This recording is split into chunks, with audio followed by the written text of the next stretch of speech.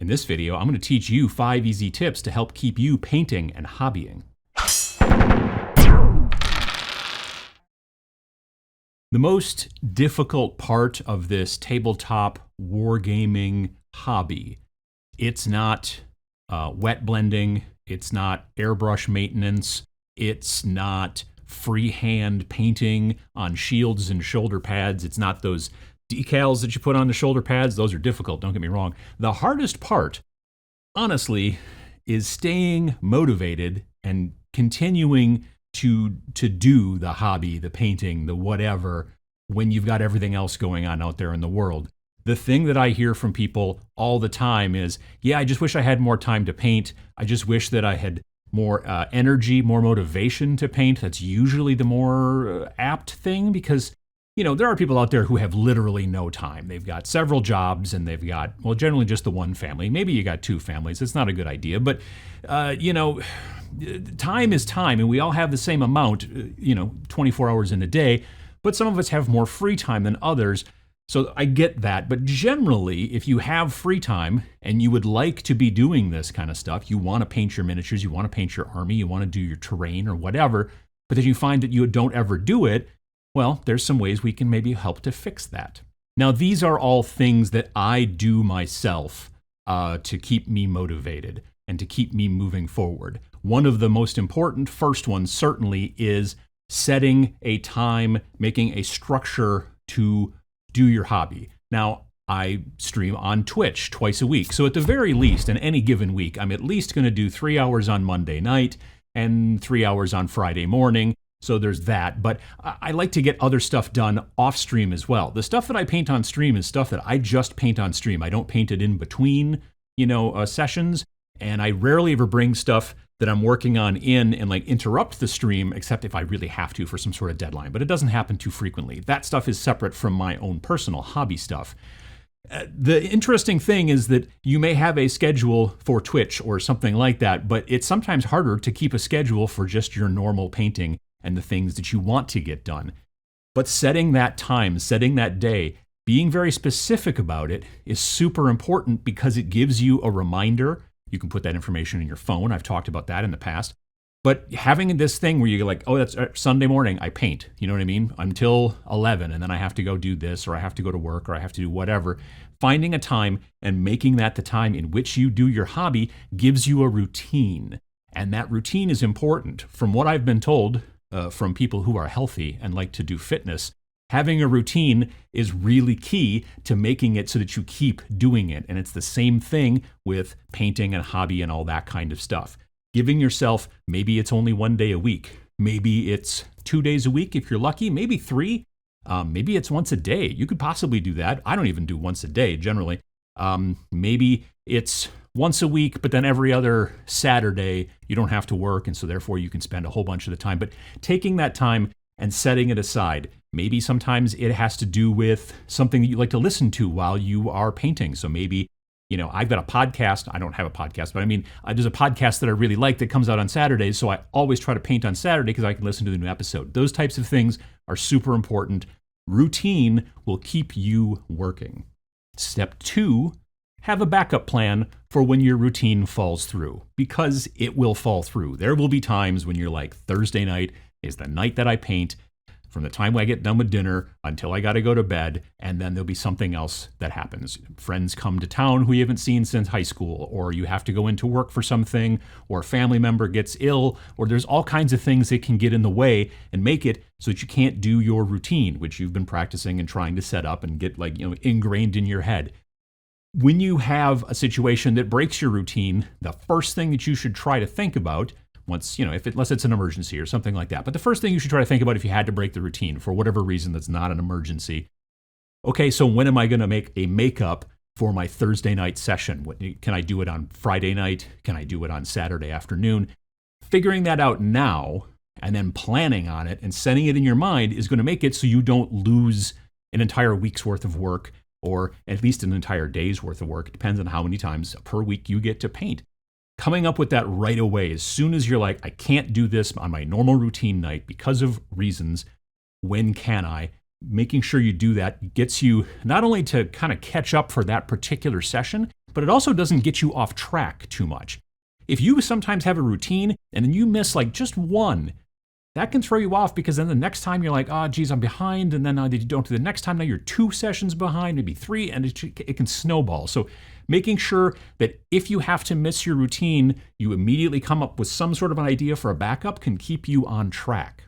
The third thing that will help keep you going is to have an actual goal.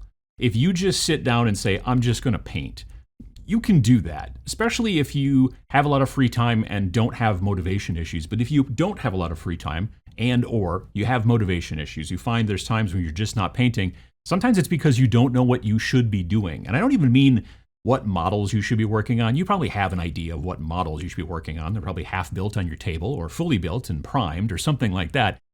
But the goal of what am I looking for to get done with these models is the important thing. The thing that slows people down very frequently is when they don't realize that they meant to be painting this in a tabletop quality, right? As opposed to like full-blown put on the shelf display quality.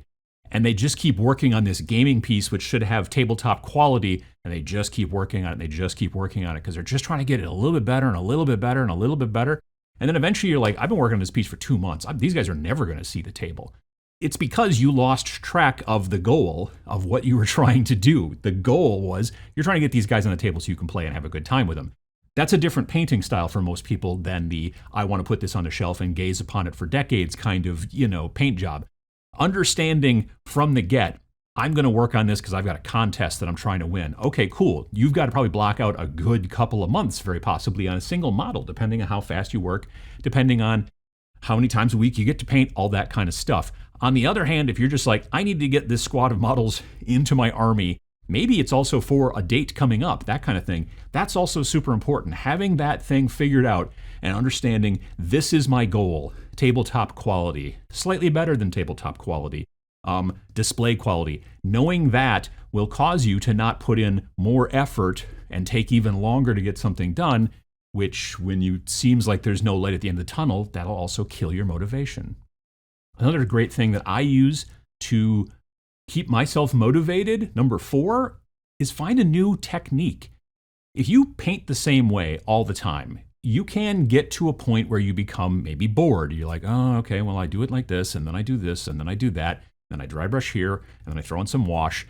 And that's fine when you're trying to get things cranked out. And don't get me wrong, I like to, get models onto the table as quickly as possible. But there are still some times when I will find a new technique, something I read about online, something I watch a video about, that gets me kind of interested. And then I'm very interested in giving that a try. And then that's more motivation to actually just get hobby done. Maybe it's motivation to work on a project that you have in your mind's eye, but you haven't been able to figure out how you want to implement it. I really want this whole kind of gritty look. I want this really gritty, grimdark look for this particular model or this particular unit. And now I see this thing about, doing this type of painting or enamel washes or this or that.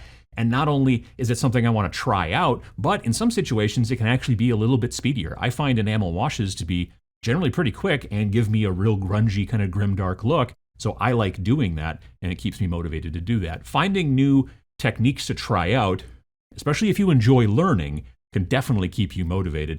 And I think it's just important to constantly be expanding the quiver of all of your artistic arrows in your hobby.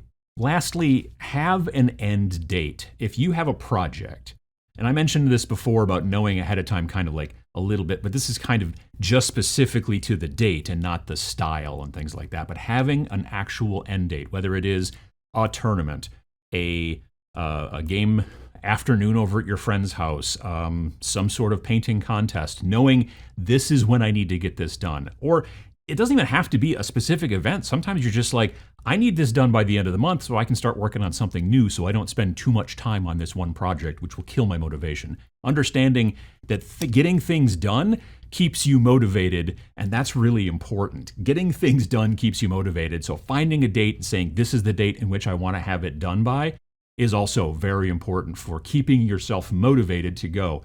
Having an idea of this is what I should be doing and this is how long I should be doing it, and then cutting it off when you get to the end, that'll help you a bunch to keep moving forward, get more projects done, and stay going in the right direction. The human mind is it's a weird thing, and you very frequently have to trick it to do work, especially work that's not seen as, for survival. I have to hunt to get this animal so I can stop this, growling in my stomach. That's like a caveman like motivation.